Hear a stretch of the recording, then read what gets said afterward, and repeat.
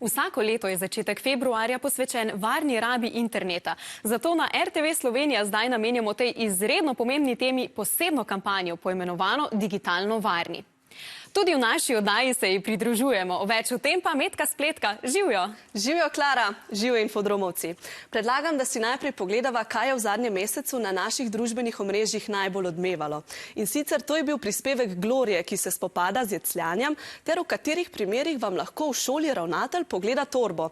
No, tak TikTok je marsikoga kar malce razburil.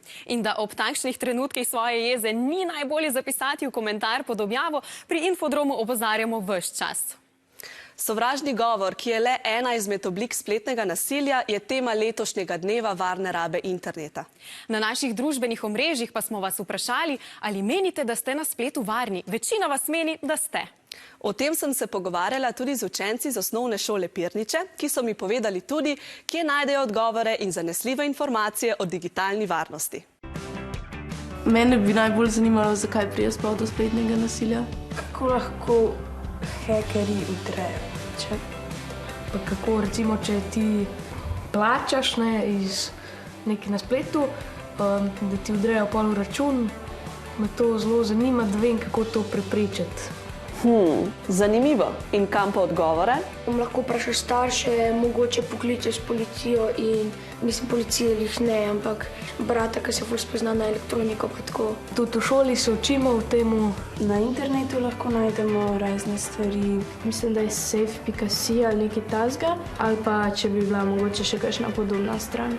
Začenjamo namreč kampanjo Digitalno varni, ki prinaša filme, oddaje, članke o varnosti na spletu. Naprimer, oddaja Nevarni. Naslov oddaje Nevarni, digitalno odvisni, ni naključen, ne je v oklepaju, ker bomo poleg pasti in težav iskali tudi rešitve. Številnimi strokovnjaki, z vplivneži, pa tudi mladimi. Nič o mladih brez mladih. Zelo mi je bilo všeč to, da sem lahko vprašala, kar me je zanimalo in dobila dejanske odgovore ljudi, ki se ukvarjajo s takimi stvarmi. Še več mnenj strokovnjakov in osebno zgodbo o pretirani rabi tehnologije lahko vidiš in slišiš v dokumentarnem filmu o digitalni odvisnosti. Ko sem bila v stiski zaradi družine, sem velikokrat bila na računalniku in mi je bilo zelo težko. Sem bila po več kot 5 ur in pol. V bistvu je mama imela dovolj. Starši so tisti, ki mlade dobro poznajo in vejo, kam se obrniti, če se jim na spletu zgodi kaj slabega. A tudi oni ne morejo vedeti vsega. Če teh informacij nimajo, jih lahko poiščejo v seriji kratkih videov Digitalno pametni 2, ki smo jih pripravili in so na spletni strani rtvslo.si, pa tudi na televiziji Slovenija. No, pa imaš idejo za popoldansko druženje starši na deževen dan?